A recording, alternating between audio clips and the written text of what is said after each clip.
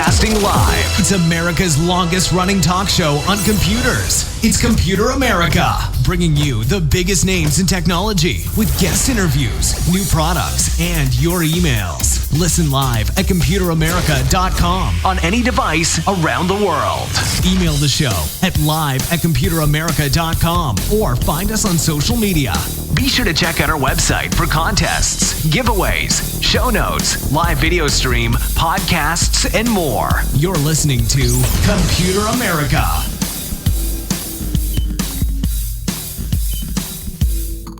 Hello and welcome everyone into the Computer America Show. We are the nation's longest running nationally syndicated radio talk show on computers and technology. And everyone, welcome into our program. I hope that you're ready for today's show because today, you may have guessed it, it's Friday. You know what's going to happen. We have the one, the only Mr. Ralph Bond. He'll be joining us here in just a moment to talk all about, 4 amazing stories. And while they, some of them may not have impact on you today, they're going to have impact on you in the future because, it's always fun when you sit down on the news and it finally hits the nightly news or it hits, whatever publication that you tend to watch.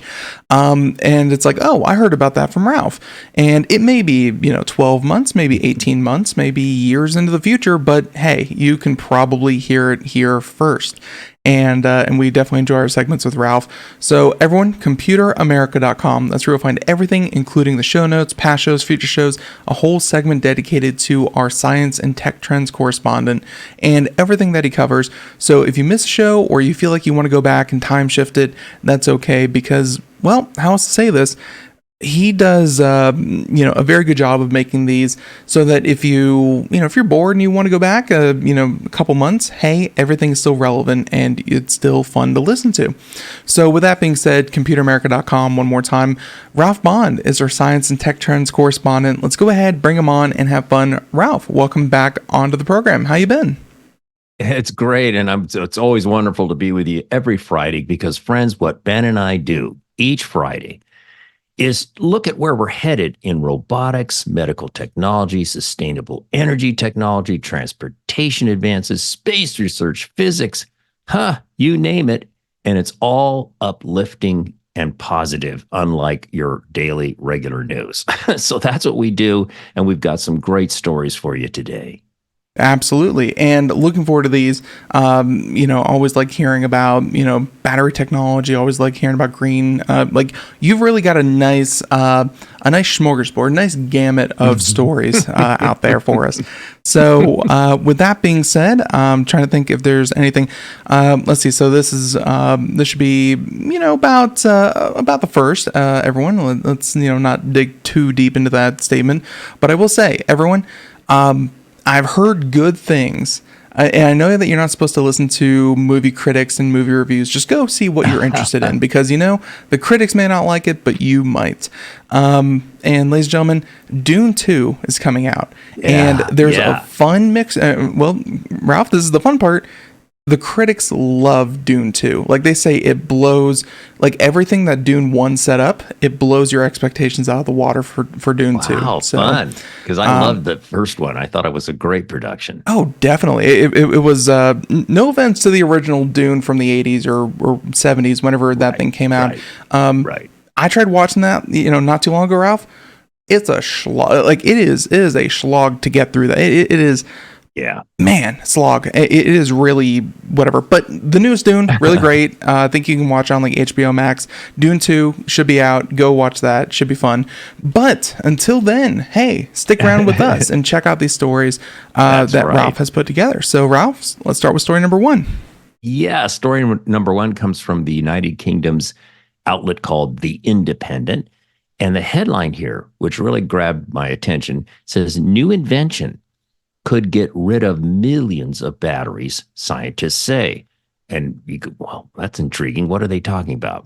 Well, again, if you have the show notes, come out to computeramerica.com. We have pictures, we have links, and all this good stuff. If you're listening to us as a podcast, it's a great resource to follow up later and check out and learn more if you want to. And that reminds me too, Ben, that what we're going to do with each of these 4 stories today is just give you the highlights. If you want to dig deeper, come to the computeramerica.com, get the show notes, get those links, and go from there. So here we go. What we're going to be talking about is sensor technology. So it says here, a new sensor has the potential to get rid of millions of batteries, its creators say. At the moment, battery-operated sensors are used across the world in a variety of critical contexts. Those that monitor buildings for dangerous sounds that might indicate an earthquake is imminent or something like that, for instance, and others that help people who are deaf, like hearing aids. But, of course, these devices require constant power and tend to rely on disposable batteries that must be regularly changed and generate vast amounts of rubbish. I love my British cousins, rubbish. And my comment, don't forget things like battery-operated fire and smoke alarms. I just put some in a house recently. So that's another example of that kind of problem. So when they say get rid of batteries, they mean get rid of the need for disposable batteries. Yeah. You know what happened not too long ago was we actually had Christmas decorations. There's one like a snowman that does like a little song and dance. But Ralph, we got that like 6 years ago. It's been in and out of storage. It's been in a humid shed in storage for a long time. Those batteries do not hold up over long periods of time. And you just forget about it because it's something that you pull out once in a while. And if it works, it works. If it doesn't, you investigate. And yeah, those corrosive batteries sure are fun. Oh, God. How many times have I cleaned up it's like an archaeologist discovering, this flashlight. I forgot I even had this thing, and you open it up and it's got it's all like melted and the white crusty stuff. But it's a problem. Anyway. So going back to the story, it says here, one European Union study has suggested that by 2025, 78 million batteries will be binned each day. I love that British. That means thrown in the garbage each day. Every one of those batteries relies on materials that can be difficult to gather and unsustainable to get rid of. It is difficult to recycle batteries. We all know that. And then I did a little bit of side research, and that's what my show notes do. I take the information from the articles, yes, but in some cases I add a little value, and that's what you'll find in the show notes. So my side research, get this, 3 billion, with a B, 3 billion dry cell batteries are purchased by Americans every year to power our radios, toys, cell phones, watches, laptop computers, and portable power tools, etc., on infinitum, including fire alarms and hearing aids and everything else, right? So now researchers at ETH Zurich say they have built a mechanical sensor that requires no power at all and could help prevent some of that battery waste. So we're not talking about replacing the batteries in your cell phone and so forth. We're talking about very specific sensor-based applications, okay? So according to Johan Robertson from the ETH Zurich team, one of the leaders of the new work, quote, it simply utilizes the vibrational energy contained in sound waves. What? Okay, let's learn more about that.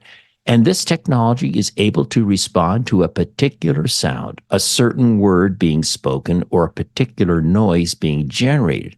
Only that specific set of sound waves will cause the sensor to vibrate, which generates an electrical pulse that switches on the electronic device, showing that the sensor has been triggered. Okay, sound waves causes the electrical pulse. There you go. Isn't that something? The sound-based mechanical system is even able to distinguish between words. It can tell the difference between the words, for example, 3 and 4, purely by sound energy, its creators say. The ETH Zurich team wants to be able to create even more complex abilities in the future. That can include the option to distinguish between as many as 12 different words. And they could be, for example, commands such as on and off, which could prove useful for controlling machines. Pretty cool stuff, Ben. The idea that using sound waves to cause electrical generation is off the chart different. I've never seen or heard of this before, no pun intended. I think that people are very familiar with the concept because, there's certain keywords that you can say to turn on digital assistants that so many of us have put in our homes. But instead of, it activating a sensor that's essentially always listening for that keyword, no, it's completely powered off and then will trigger once that word is said. And that is fundamentally different, but still very similar to what we're already used to doing. Yeah, right. You make a good point. Behaviorally, systems like this would be very comfortable for us because we're so accustomed to talking to our little devices. That's a good point. And then it goes on to say, for example, the sensors could be useful for monitoring earthquakes or buildings, listening for when a building cracks in a way that might be dangerous. It could also be used for oil wells, being used to listen for escaping gas that might pose a danger. Researchers also suggest, and I think this is really important, the system could be useful for health devices, as we mentioned before, such as hearing aids, or it could lead to entirely new sensors that might be smaller since they don't need a battery, such as systems to measure eye pressure. Wow. And to wrap it up here, the development of the sensor is described in a new paper. I love this title. It's so geeky. In Sensor Passive Speech Classification with Photonic Metamaterials. Published in the journal Advanced Functional Materials. And we have a link in the show notes if you want to geek out and dive deeper. It's, like we just said, fundamentally, it's going to be very similar to what you kind of use, but it's going to prevent so much of that waste because it is a different system. It does, kind of stop the flow and all that kind of thing of electricity from these batteries. Very cool. Thank you for the side notes because I knew that electrical waste was always a problem. I will not say that I am the technology saint that I should be and that I've never thrown away a AA battery or a 9-volt battery. You should set them aside, and when your aside gets too full, take them to an approved recycling facility, just like when you throw away a laptop battery, just like when you throw away an uninterruptible power supply.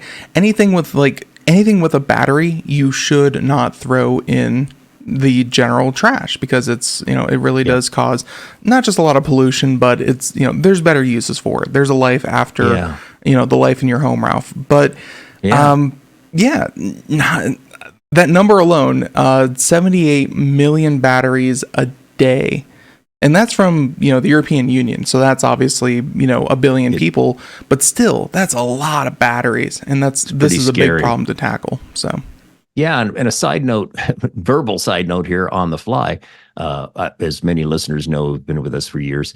I live in Hillsboro, Oregon, just outside of Portland, Oregon, which, by the way, Hillsboro is a huge, huge Intel land, if you will. Anyway, our rubbish service, I think it was sometime, maybe almost a year ago, started saying, hey, guess what? When it's recycle day, every 2 weeks we have recycle pickup. In addition to your big container that has the cardboard and the tin cans and all that stuff, you can put out your red plastic container box, if you will, and where we traditionally have been putting glass to be recycled, glass bottles and so on. Guess what? If you'll put them in a baggie, you can now recycle your batteries. And my wife and I said, this is great because we were queuing up our batteries in a big jug and then taking them over to a special facility, which, required, and I'm sure a lot of people were just going, oh, it's too much trouble. I'll just throw it in the trash. And our very forward-thinking recycling service now will collect your batteries, and I've religiously done it, and I just feel so grateful. So friends, encourage your service, your community, your government, your city government to mimic this. And it's being done in Hillsboro, Oregon, if they want to see a model of how to do this. It's so great to hear that they're doing that because, here where we live in Asheville, the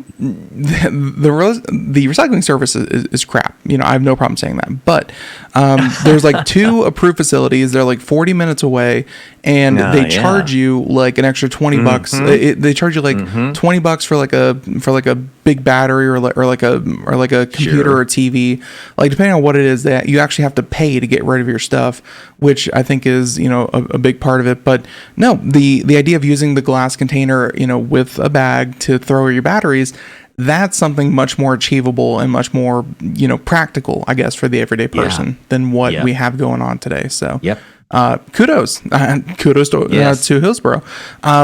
Story number 1, hey, I like it because it's so simple and it has real implications. Story number 2 is also simple. Assuming you can generate a whole new fuel source and get everyone to start using it, i.e. hydrogen. But Ralph, last week we talked about hydrogen fuel cells in, it was an outboard motor, I think. The outboard motor for boats. This one is going to be a bit different because it's going to be motorcycles, but from buses to boats to cars to pickup trucks to, these things are getting in more and more places, and adoption is slow, but it is happening. So story number 2. Yeah, this story is fun because it's not a trend story that's looking at something that may come to reality in years to come. This is a little bit different. This is a here and now story. Headline: MIT team creates open source, that's very important, open source hydrogen fuel cell motorcycle. And a subhead here: the electric vehicle team has designed a motorcycle powered by hydrogen that can be built by writers. The open source thing, the recipe is going to be given to the world. And this comes from Hydrogen Fuel News, great outlet. We also have other links for you to see and research and so on. But let's get into the story, and a video too.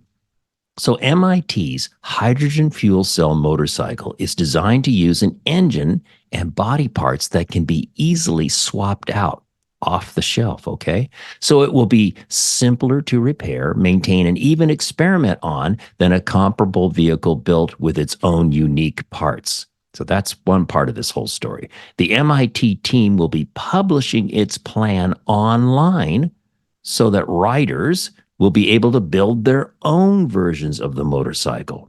That's the open source part of this. And the vehicle built by the team has already undergone its own full test track demonstration, which took place in October of 2023. And according to the team, the hydrogen motorcycle, wasn't designed with competitions or races in mind, but was instead created as a machine to be presented at conferences and other similar events. And to that point, the team first started its work on the vehicle in January of 2023 and unveiled it for the first time in October of 2023 at the Hydrogen Americas Summit. More recently, the team placed it in the spotlight at CES, Consumer Electronics Show 2024. It's very recent. Mm-hmm. In May of this year, coming up, the hydrogen motorcycle will travel to the Netherlands, where it will be shown off at the World Hydrogen Summit. Can you imagine how interesting that must be? Yep. And many of the components used by the team when creating their hydrogen fuel cell motorcycle were donated by industry sponsors, meaning to say the components were off-the-shelf available pieces. And this included the fuel cell itself. The first few tests the vehicle underwent were on a dynamometer. I hope I'm saying that right. A device that's like a treadmill for small vehicles instead of the real road. That I'd like to see. Per the MIT team, quote, the open source community has solved many of the world's challenges in the past by sharing knowledge and collaborating on difficult problems. We believe this is necessary right now for the realization of fuel cell electric vehicles. So that's their motivation. Fun little project, a here and now thing, but I love the open source aspect of this story. It's there's a real application for this, and I'm glad that they're doing it in motorcycles. Ralph, I've only been to one monster truck rally, and have you ever been to one, Ralph? Yes, they're insane. Yeah, they're insane. But one thing that I noticed, and they might have changed this since I was a kid, but these things use obviously like diesel fuel or some kind of special racing fuel, Ralph, and they add an additive to make it smell like cherries. I don't know if they still do that or if they do something else, but essentially you're sitting there. And luckily, this one was in an in like an open field stadium kind of setup. It was not indoors like I've seen some of them.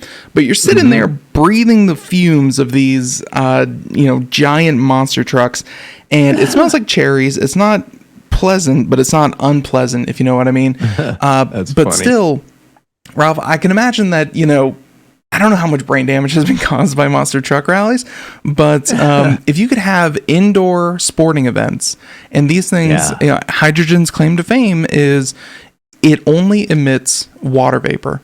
So it might get a little humid, might be a little uncomfortable in that sense, but it wouldn't emit anything, untowards the human body. Yeah. You could have more, as weird as it sounds, more indoor vehicles, more, motorcycle tracks. You could have more monster truck rallies. You could just have vehicles inside, and it doesn't even matter because they just crank the humidity up. So Absolutely. yeah, I don't know. Just that's the first thing that came to my mind. Just being 10 years old and sucking in those diesel fumes, and I'm like, if only that was water vapor. That'd be so much more pleasant. Maybe one day, the monster truck industry will revolutionize. So there you go. Oh yeah. Ralph, let's go ahead and move on to story number 3. And this one's going to be a little bit different. And I told you my woes with geothermal energy, but geothermal energy is like, in some parts of the world, the most dependable and like the best energy source that you can get. I'm thinking places like Iceland, where you have like a lot of volcanic activity, right? And you're just using what you have. Well, story number 3 piggybacks off that and makes it even better. And carbon capture is very important to our future. Story number 3. Yeah, story number 3, the sources here are technology.org and TechXplore.com, 2 great outlets. There's links here for both those resources on this story. The headline, though, from technology.org is a climate-friendly way to capture carbon dioxide in the air using geothermal energy. And friends, if you're longtime listeners, you know that Ben and I have talked about this whole many different clever ways to capture carbon dioxide from the air and store it either underground or use it to produce other products and so on and so forth as part of the effort to extract carbon dioxide from our atmosphere. So this is just another twist on that. Yeah. Yeah. It wasn't too long ago, Ralph, that you actually introduced the first story where it was, legitimately a carbon negative, like it was actually pulling more carbon than it took the energy to produce the effect. Yes, exactly. That was like within the past couple of months. Like we're not, we have not figured out this issue yet, but story number 3 may fix that. Well, yeah, and again, it's another example of not one thing may be the ultimate answer for pulling carbon dioxide out of the air and storing it or using it, but just another spoke in the wheel of the solution circle, if you will. So let's get into the story here. There's also a link to the technical paper that this is all coming from, and this is a great illustration here that Ben is showing on the screen right now if you're watching the video. So researchers at Ohio State University have developed a method for capturing atmospheric carbon dioxide powered by clean and relatively inexpensive geothermal energy. That's the part I liked. It's not, again, that the idea of pulling carbon dioxide out of the air and storing it or using it is not a new idea at all. But what they're saying is, well, wait a minute, we've come up with a system that uses geothermal energy to help make this happen. So their findings, published in the journal Environmental Research Letters, and I have a link in the show notes for that, reveal that by combining, direct air carbon dioxide capture technologies and geothermal energy, large-scale carbon dioxide removal systems could potentially be supplied with enough energy to remove carbon dioxide from the atmosphere and safely store it underground. Now, this is a mouthful. They call this system or this proposed solution direct air CO2 capture with CO2 utilization and storage. And of course, it has an acronym, DACCUS, DACCUS, but we're going to use the full term because DACCUS is just doesn't really tell the story. So Martina Leveni, that's Leveni, Martina Leveni, lead author of the study, proposed a method that uses the natural heat stored beneath the Earth's surface within deep saline aquifers, underground geologic formations containing sedimentary rock and salt water, to continuously produce renewable energy for a system they call, once again, direct air CO2 capture with CO2 utilization and storage. The carbon dioxide captured from the air is isolated in these geologic formations, and part of it can be circulated to extract the geothermal heat. This circulation brings the heat to the surface where it can be either used to directly either be used directly, or converted to electricity to power this overall system. And this is kind of fun. And by the way, I should mention right up front here, this is a paper, this is a proposal. It's not something that's been brick and mortared implemented yet. All right. So to demonstrate the potential of their system, the researchers developed a case study of how it might work in the U.S. Gulf Coast region. They determined that direct air CO2 capture with CO2 utilization and storage systems could be deployed there to great success due to the Gulf Coast region being well known for having ample geothermal resources. Yep. And then it concludes by saying, assuming their system could be operational by 2025, the Ohio State University study suggests its method could start removing carbon by 2030. So they're saying, hey, folks, look at our recipe here. If you think this is good, we could really maybe implement this by 2030. And the researchers estimate there could be as many as 25 direct air CO2 capture and CO2 utilization and storage systems set up in just one of the 27 geologic formations in the Gulf Coast by 2050. So watch this. Let's see if this comes to happen. But taking advantage of geothermal energy for this purpose could be a clever and maybe more cost-effective way to pull off this task. Yeah, it's if it seems like a moonshot to tackle global warming, if it seems very difficult and going to take a lot of effort, well, Ralph, at least we have not just this, but multiple different stories and multiple different technologies that you can at least work towards. Like, it's not like we're just sitting on our hands going, well, guess we're doomed. Like, we have options, and we just need to take advantage of them and start doing.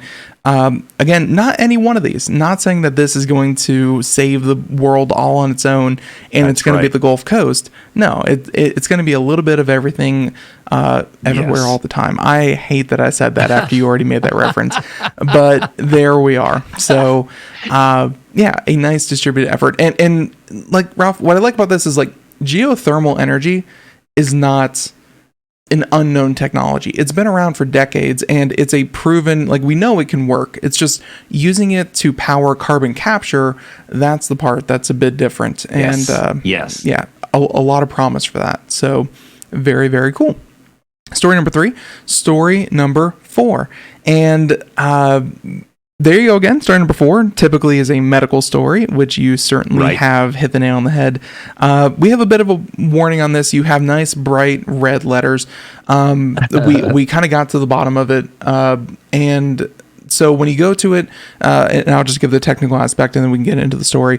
The website, we think, is either is defunct, or they mess up their paperwork on the back end and they'll have it back up and running maybe by the time you're listening to this. We're going to assume that MedGadget is, just down temporarily, but if they're not, then the link won't work, and the warning that pops up in your browser has more to do with their HTTPS certificate, which essentially says this website is the website that you're looking for. They don't have that verification certification, so it's going to pop up with a warning. We promise we're not trying to distribute any kind of malware or anything like that. And again, the website entirely seems to be down. So we're going to leave the link in that we talked about, Ralph, because potentially they may come back up and then everything's good to go. But if not, Ralph has also included an alternative source. So that's the technical. But please, story number 4. Yeah, story number 4, again, as you allude to, most of the time on Fridays, we end with something from the medical technology field. This has to do with plant-based soft medical robots.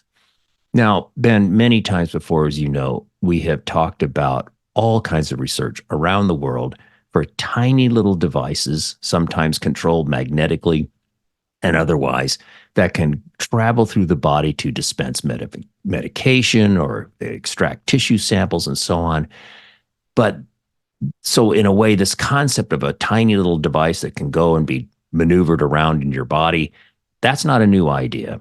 What's fun about this, though, and why I wanted to share it with the audience, is we're talking now about the little device being, the little robot, if you want to call it that, being plant-based and soft. And there's other qualities too that make this exciting. And as Ben mentioned, the medgadget.com link was having hiccups for us. We hope they're not gone. We hope they come back. But there's an alternative from sciencedaily.com, which is the same story. Mm-hmm. And Ben is also showing the YouTube video that's available as well, showing how the researchers manipulated this little soft plant-based robot in a maze to show how they could control it. So, researchers at the University of Waterloo in Canada have developed plant-based micro-robots that are intended to pave the way for medical robots that can enter the body and perform tasks, such as obtaining tissue for a biopsy or performing a surgical procedure. Once again, that basic concept is not new. It's the little robot, what it's made of, and its softness that's the breakthrough here. The robots, which are a maximum of 1 centimeter in length, consist of a hydrogel material that is biocompatible. And the composite contains cellulose nanoparticles derived from plants. That's the difference. The researchers can tune the orientation of the cellulose nanoparticles such that they respond in predictable ways when exposed to certain chemical cues, such as changes in pH or acidity. And this includes changing the shape of the tiny robots so that they are better adapted to their immediate environment. That's another key difference here from other little micro robots we've studied or talked about in the past. And by incorporating magnetic elements, again, not unique, the robots can be moved using external magnetic fields to deliver cargoes, such as drugs, to different areas of the body. The soft material also has, oh, you'll like this, Ben, also has self-healing properties, meaning that it can be cut and stuck back together without any adhesive, potentially allowing clinicians to easily customize it for different applications depending on the required size and shape. So let's say they move this little guy into part of your vascular system or something, and they need to make it half the size. It can be cut and it could be travel and come back and be reassembled, is my understanding. Neat. In tests, yeah, go ahead, Ben. No, I'm first of all, who knew the human body looked like this? This is really just no. For those who are just watching it, it looks like a little a little very simple maze that you do with pencil. I'm also a little disappointed that they didn't take this thing down the down the wrong path. You know, it's only just the right path. But no, it's very agile and very I won't say like deterministic, but like it moves with purpose, even though it's so small and so simple of a robot. Yeah, good point.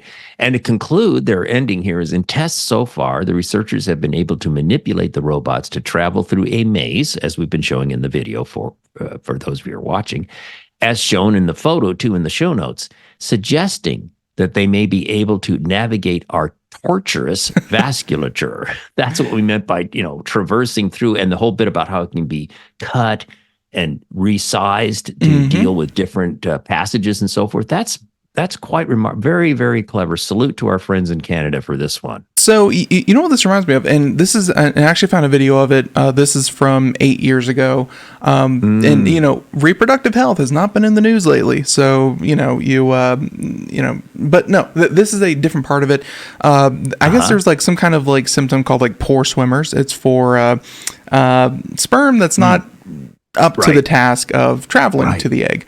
Ralph, this is a little robot, which people out there can see if they're watching the video portion, where using magnets, it kind of rotates on its own, and it can actually pick up some of the sperm and actually deliver it to the egg. This was from 8 years ago, and it looks so similar to in that to different, but of course these are made from metal and magnets, and they would have to be hopefully the body just kind of flushes that out as they kind of would. Right. But they show the robot being guided and then delivering the sperm to the egg. Using this little spiral like robot, and to see it. To see it again, Ralph, like 8 years later, but with a different material, much more simple, and hopefully a bit more, I guess, kind of accurate and active, is really cool to see. So yeah, and once again, this emphasizes the point that the fundamentals of a micro robot traversing through your body, perhaps controlled by magnets, is certainly not new. Again, what these folks at the University of Waterloo in Canada, what they did was look at a very different way to fabricate these little micro robots out of plant-based soft material. And that's the key. That's the breakthrough. And I just love it. It's a great way to end the show. Yeah, and the fact that they can be resized, I'm sure that the magnetic ones aren't so lucky. But no, very, very cool story, and love to see it. Medical news, always a good one to end on. And ladies and gentlemen, we're going to wrap it up. But you're saying, but hey Ben, there are honorable mentions. What the heck are these? These are for you. These Ralph, gets not just all the 4 stories, but the honorable mentions that we try to keep it to 4 stories. It goes pretty well, but there's always more news than what we bring you. So Ralph, let's talk about honorable mentions. Yes, it's so there every week. I'm just going, I wish I had time to talk about this. But anyway, some honorable mentions first from USA Today. Headline, Flying Over Water. Why this electric car boat vehicle will move like a plane. If nothing else, is get the show notes and check the pictures out. It's a cool looking little thing. It's very groovy. That's fun. And part of the trend of this whole thing of this, there's hybrid car aircraft, hybrid car boat, and this is a car boat example and very nice looking vehicle. Let's check that out. Next one, huge underwater kite turbine, powered 1,000 homes in the Faroe Islands. This is an interesting thing of taking advantage of water movement with a kite-like device. And you'll find out in the story that this is a technology that's been in development for a number of years, but they really made a breakthrough recently. So that's a good one. It comes from Popular Science. The next story is new approach to producing artificial cartilage with the help of 3D printing. There you go, 3D printing again. This is from phys, that's phys.org, short for physics.org. That's a really interesting story. And wow, another great innovation for medical technology. Cartilage, pretty important. I'm sure that everyone out there that has started exercising and realized, wow, I never stretched and I never moved and I never, replacement cartilage, pretty cool. So Ralph, great stories out there, and always thank you so much for tuning in to Computer America. If you want to find out more, computeramerica.com. As we've been saying, there's a section at the top called Ralph Bond. You click that, it'll be his past shows, future shows, just everything Ralph Bond will be right there with the most recent video and the most recent show notes, and then below that the the next 3 most recent, so you can catch like a month of Ralph, and then of course we have more archives even beyond that. So everyone, I want to thank you so much for tuning into the program. We'll catch you here next Friday, and until then, have a great day. Thank you so much. Stay safe, enjoy Dune, and catch you next time. Bye bye.